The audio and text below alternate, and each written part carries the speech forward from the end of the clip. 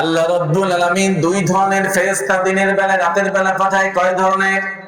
সকালবেলা ঠিক ফজরের নামাজের সময় এসে আপনার কাছে হাজির।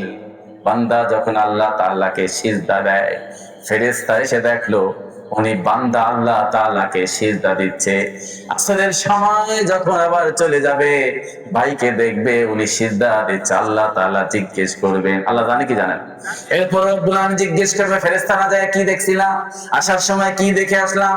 আল্লাহ রব্বুল আলামিনের ফেরেশতারা বলতে থাকবে, রব্বুল আলামিন যাওয়ার সময় গিয়ে দেখি ফজরের নামাজে দাঁড়িয়ে গেছে, আসার সময় দেখে এসে আসরের নামাজে দাঁড়িয়ে এসে। আল্লাহ জিজ্ঞেস করবে, ফেরেশতারা তোমরা না বলেছিলা তারা ভালো হবে না? ও ফেরেশতারা, ধানের ক্ষেতের মধ্যে রিক্সা থামিয়ে রাস্তার মধ্যে, লঞ্চের উপরে, পানির মধ্যে, জাহাজের মধ্যে কোন মানুষগুলো নামাজ পড়ে?